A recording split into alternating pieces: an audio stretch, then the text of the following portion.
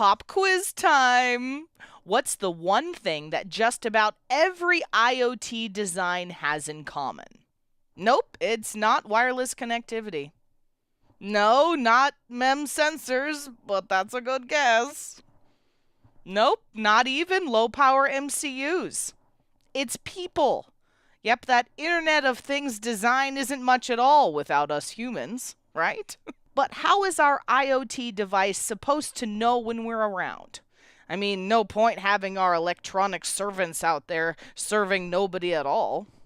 Knowing when a person is around or how many people are around can really come in handy in our world. Hi, I'm Amelia Dalton, host of Chalk Talk.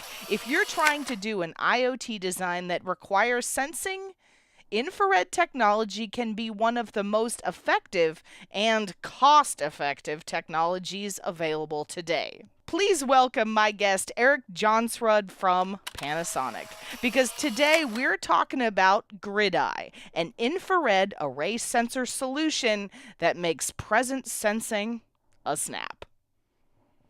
And before we get started, don't forget to click that link. There you can find more information about Panasonic's GridEye.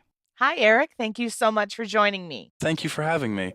So, Eric, I want to go beyond just motion detection. I want to track direction, count people. What solutions do you guys have for me there? Oh, we have a very great solution for that. We have our GridEye, which is a thermopile array sensor, which is always looking compared to a PIR, which is looking for a detection event. So the always looking allows it to kind of see a whole image of the area instead of just looking for one detection event. This way you can track people and see where they are. So how does GridEye stack up against other solutions? So as I briefly mentioned before, the GridEye is able to track people very well because it has multiple different pixels that all work together to create a whole view of the area. This way you can see motionless objects as well as what direction objects are moving. This helps with measuring temperature in an area as well as thermal imaging.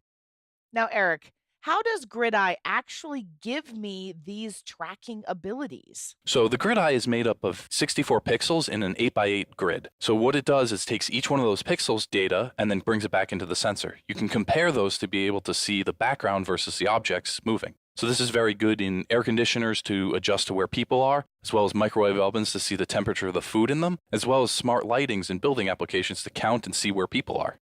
Okay, so can we look under the hood at GridEye? Sure, yeah, the GridEye has a metal body to help isolate some of the noise out of it. We use a silicone lens that allows the infrared temperature to go through to the IR detector. The IR detector uses a MEMS chip that has 6 thermocouples per pixel, and we have an ASIC inside of there that does a lot of the processing in there. This takes the signal from the thermocouples and converts it to a digital output signal. So, Eric, how exactly do all of these components work together? So the GridEye works pixel by pixel, taking that information in, and then amplifying it. We also have 2 thermistors inside of there to use as a reference temperature of the device, which are also taken and amplified in there. The controller then takes all of this information, processes it together to then create an output temperature for each one of the pixels. It then sends it out via I2C. The pixels are only stored for 1 frame, so you would need to do a lot of your processing externally on a microprocessor. So how good is it at seeing multiple people? So the GridEye's vision is very good at being able to detect different heat sources as long as they're separated by about a foot or more.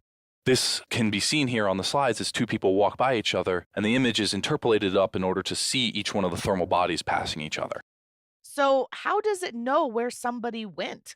So on this slide, you can see someone walking into the area, stopping, and then the sensor knows that they stood still for a little bit, turned around and left, so it knows that the room is now vacated.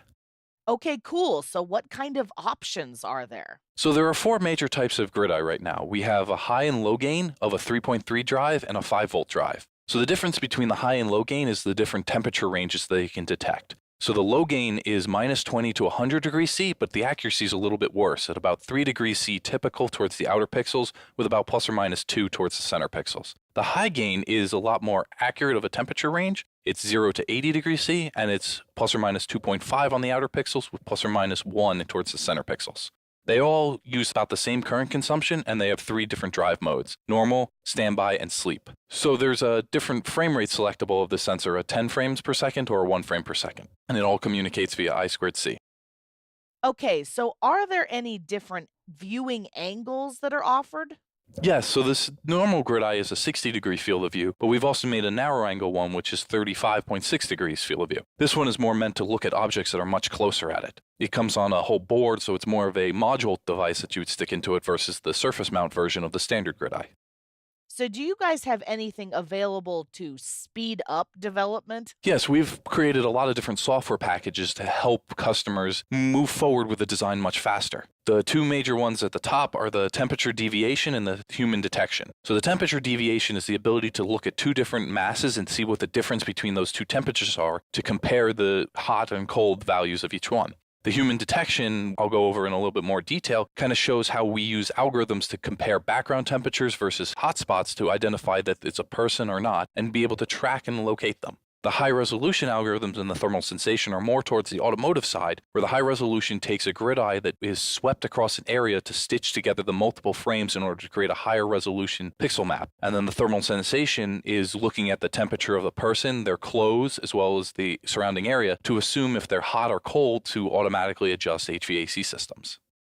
Awesome. Can we take a look at how exactly this works? Sure, so the human detection demo that we have here uses two grid eyes side by side. We take the raw image and interpolate it up twice to 32 by 32. We then take a still of the background image to use as our comparator and do a difference to calculate what the objects are in the area. From that difference, we then use algorithms to find the center of mass of those heat sources and determine if there's motion, then it's a person. Then that becomes the output on the right side with the red blocks.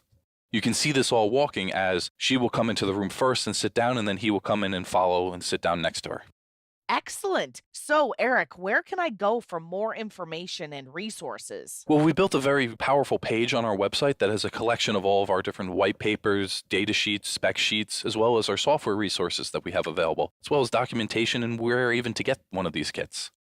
All right. And what kind of software have you developed for the board? So this board, we've developed our TrackMe program, which is a rudimentary tracking program that uses the grid eye evaluation kit. So we take the raw thermal data in there, we do the detection algorithm on it, and then create an output of where the people are. You could also set up different thresholds, such as that line across, to count how many people have gone into a certain area. Okay, cool. So is there any way that I could get the source code? Yes, through the process of an SLA, we would open up the source code to any customer that needed this to work with it. All they would need to do is sign this document with us, and then we could provide all the resources. So have you guys done anything else with Grid Eye? Yes, we've actually made a out-of-the-box solution that combines 4 grid eyes and a lot of intelligence behind it to be a plug-and-play solution to do the whole people counting. So what are the features of that package? So the features are very similar to the normal grid eye, but it does a lot of the more tracking functionality. So it's able to detect motionless objects as well as moving objects and identify where they are as well as give you the coordinates of that so you know where somebody is or where they're moving to so you can track them. And it also has the ability to measure the temperature of the area. And how would that be implemented? So this would be implemented by being installed into the ceilings, then connected to PLC controllers. The controller will then process that data and send it out to either servers to collect it for data analysis, or send it directly to the lighting controllers or AC controllers to adjust the temperature or the lighting. So could I use this for energy savings? Yes. So you can see in this example below that there are 2 people on the left side of the building. So we have 100% of the lighting on there and have the AC set to be comfortable there. As you get further away from them on the right side of the building, you see that we have the lights turned off and you're saving energy in that space by even having the AC off. Excellent. Now, can you show me how the Grid Eye works and how does it detect people in a space?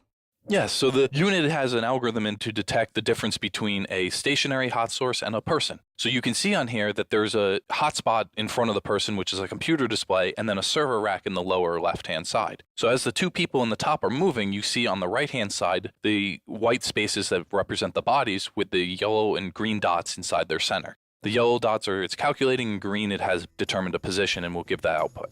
Very cool. Well, Eric, I think that's all I have time for today, but thank you so much for joining me.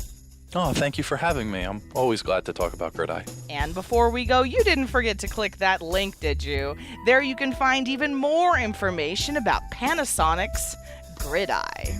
For Chalk Talks, I'm Amelia Dalton from eejournal.com. For more Chalk Talks, head on over to the Chalk Talk section of EE Journal. Can't miss it, it's right across the top. Or check out YouTube. keyword EE Journal.